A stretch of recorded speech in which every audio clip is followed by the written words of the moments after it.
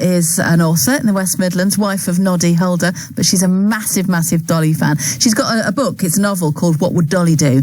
And it tells the story of a Dolly Parton tribute act, and she's on to pay tribute herself this morning. Hello, Suzan. Hi, Sarah. Good morning. I was floored by this news last night. I don't very often, if I'm honest, sort of cry if a celebrity dies or whatever, but it really got to me last night. Yeah, it is heartbreaking. I am still reeling, to be honest, and I keep talking about it, and I don't think I'm kind of taking it in, to be honest. It's just, Dolly Parton is such a figure and such an enormous presence in the world that you just think she's going to be around forever. But as Dolly herself would say, if you want the rainbow, you've got to put up with the rain. And this is the rain now, isn't it? And as I looked out my window this morning, I swear to you, there was the biggest rainbow. I couldn't believe it. I put it on my Instagram. I swear I'm not lying. And if that isn't Dolly Parton, I don't know what is. Oh, no one seems to have a bad word to say about her, Suzan.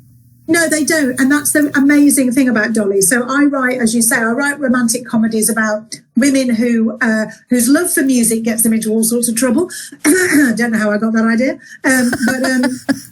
But yeah, so I wrote one about a woman obsessed with the Beatles, about one who goes to Elvis Presley's home in Memphis, and I wrote one about Dolly. And the Dolly inspiration is woven through the book because, like you say, it's a Dolly Parton tribute act who can't really find her own way in the world, doesn't know what her image is, doesn't know what her own voice is like. And this is where Dolly, I think, is such an inspiration to people. And me personally, Dolly Parton knew exactly who she was and how she wanted to present herself to the world. She obviously had enormous talent. The woman wrote 3,000 songs, including Jolene and I Will Always Love You on the same day. Wow. I mean, that's over. Wow, that's mind-blowing, isn't it? It is mind-blowing. She stood up to Elvis, of course, and told him that he couldn't have the writing royalties to I Will Always Love You.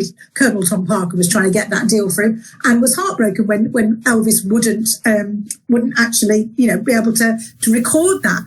Years later, however, Priscilla Presley did tell her that as Priscilla and Elvis left the divorce court in 1973, holding hands famously, he was singing I Will Always Love You to her. So he did sing it, just not so publicly. Dolly got a real kick out of that. But she decided, Dolly, at age 9, that she wanted to be this embodiment of what she thought as Southern glamour. She saw a woman in her local town who had the blonde hair and the long nails and the makeup and the short skirts, and she said it was the prettiest thing I ever saw. Now, the woman was the town tramp, but that didn't put Dolly off. Dolly just kind of went with it. Now, she got a lot of backlash for that over the years. People would call her a dumb blonde. You underestimate Dolly Parton at your peril. She would get to the punchline of any joke about Dolly Parton faster than you could and be funnier for it. And she used that to kind of, tell her story. Now, I think a lot of people feel judged in society, feel they can't always be what they want to be. And Dolly Parton's ethos was never dim your light to make somebody else feel better. Shine as brightly as you want to. And I just think that's just a beautiful message. But she did it without upsetting people, without ruffling anything. That's what I mean. Yeah. It's very hard to be universally loved, isn't it? It's almost impossible. But you know what? She never put a foot wrong. I think it was last year the state of Tennessee offered her a statue, and they wanted to put a statue outside a state building. And she said, I don't think that's what the world needs right now. Maybe in years to come, if you think I've earned it after I'm long gone, then maybe put a statue. Now, this is somebody reading the room with the world the way it is. There could have been criticism for people spending money on a Dolly Parton statue.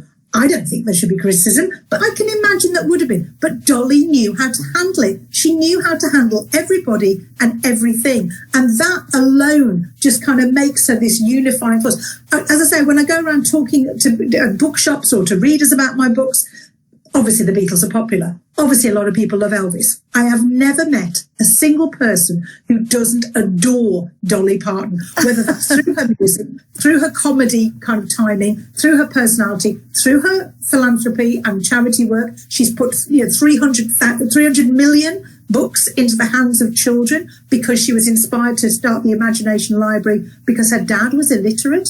And yet, she said, he was the smartest person she ever knew, but he couldn't read. So she wanted to give children that opportunity. She didn't have any children of her own. She made the world's children her children. This is somebody who was just so positive and just so full of light.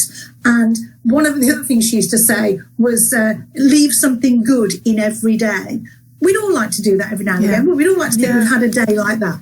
Dolly Parton did that every day for 80 years.